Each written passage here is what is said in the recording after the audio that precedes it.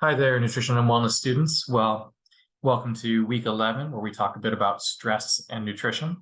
And I think this is kind of an interesting topic here. And I hope you enjoyed and have already watched the TED Ed video on stress and what it initiates in the body, what the physiological stress response entails. This is a cool topic. It's also a little bit limited by how well you understand human biology. If you're someone who's really into physiology and anatomy and you've learned about the stress response before, then this topic should actually be really resonant and a cool way to expand your understanding of that as it relates to nutrition. Now, if on the other hand, you don't know a ton about those topics, well, you might be coming from a place where you have to do a little bit of thinking about what the stress response even is. And so hopefully you've watched that video and that helped you with that, and then where you practice contextualizing that within nutrition. Now, I chose this image as a starting point to think about stress and its impact on nutrition, because what I want you to mostly be thinking about here is if you are in a stressful situation, okay?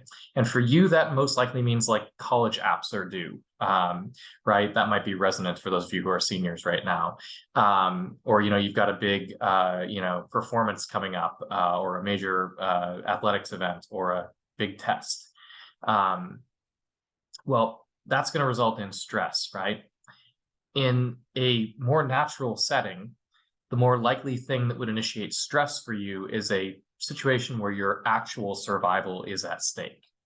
And I know that we can dramatically say that that test is going to kill me, but that lion really would kill me, right?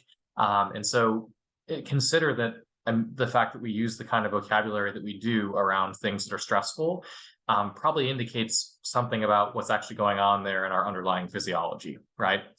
We actually are reacting to a potential threat to our well-being and safety. Now, under those circumstances, and I'm going to suggest that you think about your body in the following way.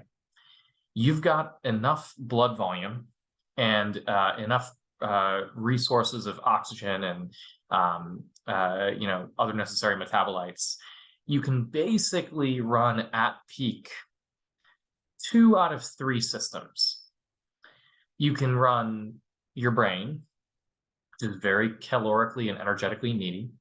You can run your digestive system, which, as you heard in the TED Ed video, kind of has its own second brain worth of neurons down there and a whole lot of amazing processes going on. And you can run your muscles. You really can't run all 3 of those. Now, there's really not a circumstance under which shutting the brain off is going to be a good idea. Like passing out is not really a good response to anything as a purposeful thing, right? So instead, what you're basically doing under different circumstances, different environmental circumstances, is you're toggling between favoring your muscles being really well fed with blood and nutrients and so forth, and your digestive system being really well fed with blood and being really active, okay? Now, what this means is when you eat a gigantic Thanksgiving meal in a couple of weeks, supposing that many of you will probably do so, you're not going to want to move afterwards. That's your body literally saying, we can power the brain, but you just put a huge meal in the gut, and we can't power the gut and the muscles too. So sit down on the couch, enjoy some television, and don't move the muscles, please, because the gut's going to be busy dealing with that food you just put in. That's the opposite of a stress response, right? That's what's called a parasympathetic nervous response. Hooray. And if you know anatomy and physiology, you'll know that there's a parasympathetic nervous system. That's what is active at Thanksgiving. Well, the sympathetic nervous system is the stress response part of your nervous system. And it is associated with 2 hormones that are released by the adrenal glands called adrenaline and cortisol. Those hormones, when released into your blood, they basically say, everything right now is geared toward fighting or running away, that fight or flight response. That means blood to muscles and away from gut, and the digestive system basically shuts down. Now, if you've ever run with a meal in your gut, you'll puke it up, right? Eventually. Not a fun thing to think about, but it will happen eventually. And the reason that will happen is because your gut is literally going, I can't deal with this. Like all the blood is moving to the muscles because this person insists on running, crazy person. And so I can't actually get enough blood to deal with this meal. So I'm just going to get rid of it. And boom, there it goes back up. If you try to swim with a gut full of food, that would not be fun. And what you might end up having happen if you don't puke is you might get a cramp. Well, that's your muscles not having enough blood, right?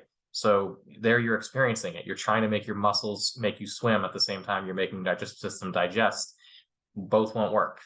Muscle cramps are your muscles not getting enough blood, and puking is your digestive system not getting enough blood.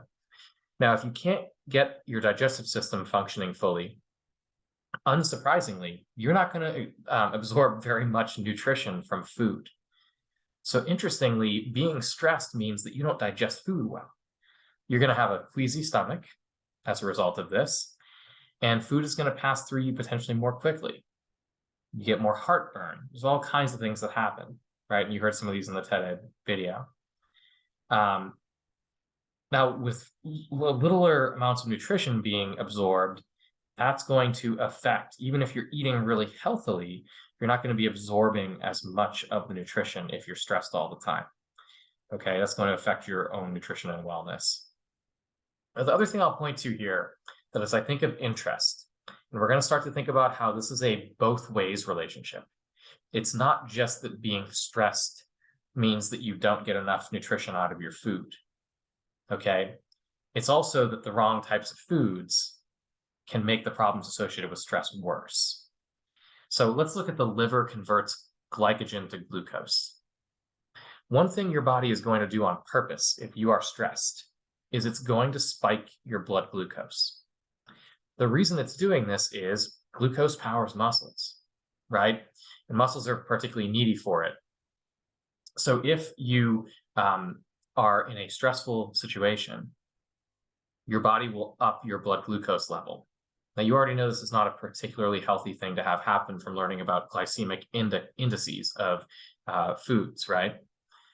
Let's also think about something running in sort of the opposite direction. What about if I just eat a very sugary snack? Okay. If I eat a really sugary snack, there's a spike, that's that high glycemic index. And then my body doesn't like slowly bring blood glucose back down. It kind of is like, whoa, let's release a lot of insulin. Let's let that insulin pull the blood sugar back down because yikes, we don't want it to get out of hand, right? We need to get it back down to a healthy, normal level. Well, that insulin gets so heavily released that it drops it and it passes the normal point and you get kind of a sugar crash. Well, speaking of holidays, Halloween just went by. Perhaps, I know all of you are a little bit on the older side to be focused only on candy on Halloween. But certainly my 3-year-old, we have to be careful not to let her sugar spike and sugar crash, for every day for a couple of weeks after Halloween. The candy regulation is serious. Well, indeed, when your sugar crashes, right, you actually release stress hormones. And the reason you're releasing them is because your blood sugar is low. And as you saw, one thing that those stress hormones do is they up your blood sugar. So strangely enough, you're actually creating a stress response in your body by overeating sugary, easily processed starch type foods. And what this begins to also tie to is that when you are stressed, because your body wants to keep blood glucose high, it makes you crave those foods too.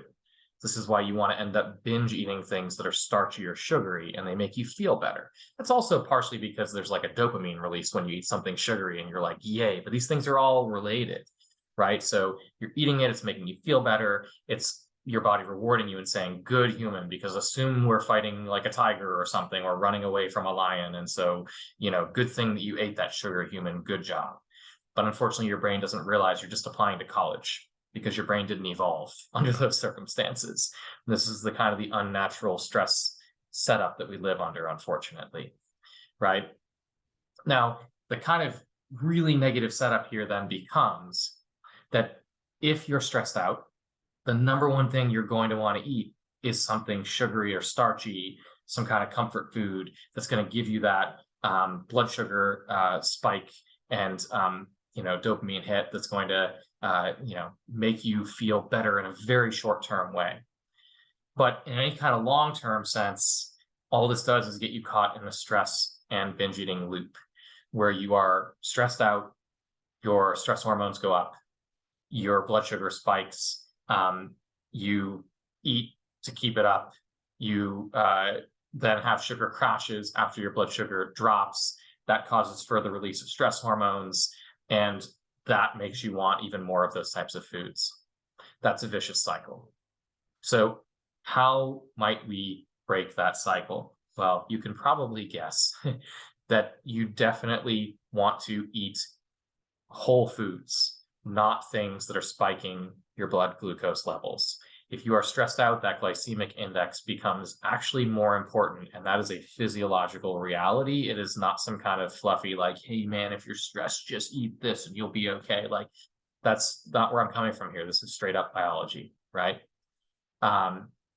So eating a diet of whole foods, right? Things that are actually from nature, fruits, vegetables, that do not spike the glycemic index is going to be really important.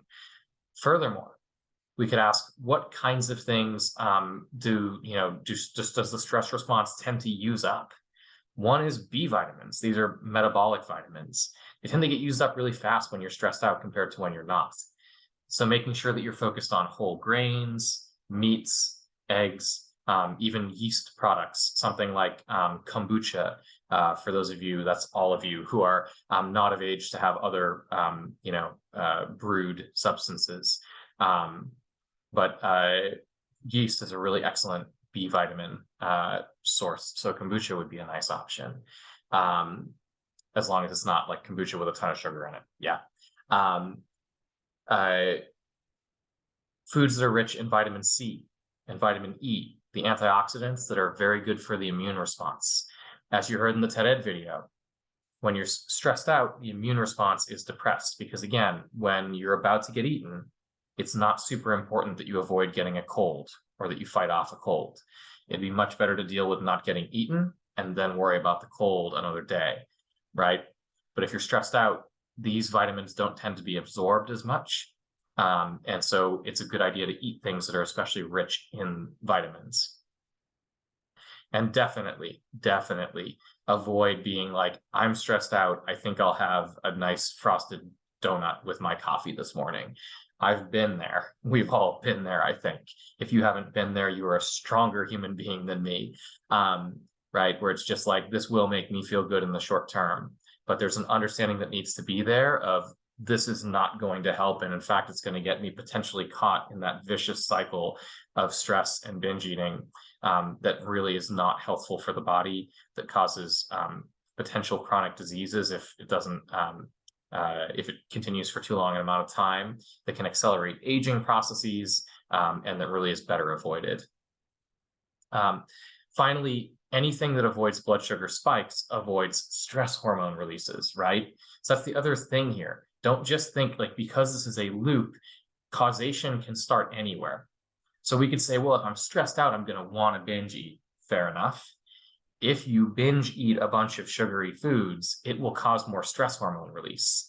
That happens to be the way it works, right? And so avoiding things in general that spike your blood sugar, here's another reason for it, right? Is that it actually initiates a stress response in your body that is not healthful for you and that can compound itself over time. So avoiding sugary, refined foods, going with whole grains instead, focusing on having proteins and whole grains instead of starches and sugars is a good idea. And finally, note that eating regularly, right? Instead of like having a massive, plate of white rice and, sauce or something like that, or pasta with, a sauce on it, instead of like a massive plate all at once of a carb heavy food like that might spike your blood sugar, eating regularly throughout the day, smaller amounts of whole grains, proteins, whole foods, fruits, veggies, vitamin C, vitamin E, vitamin B rich substances, is going to be a good way to ensure that you minimize the effects of stress on your nutrition and wellness, and also that you prevent your diet from initiating actual states of physiologic stress in your body. So I hope that's interesting. You can really go down a rabbit hole with any of these topics. And so I've tried to focus pretty heavily in on one aspect of things here, to make sure that you have a chance to, instead of being overwhelmed by the amount of information we could talk about here, get a good sense for this one very important tie-in to glycemic index. It's what we've looked at so far this year, to get a really good sense of, how that all fits together around stress and nutrition. And hopefully it gives you some information that you can use if you're ever feeling really stressed out. When you go to reach for that bag of chips, you might say to yourself, wait a second, that's not a good idea. I should slice up an apple, and it will be a better choice for me. All right, thanks everyone.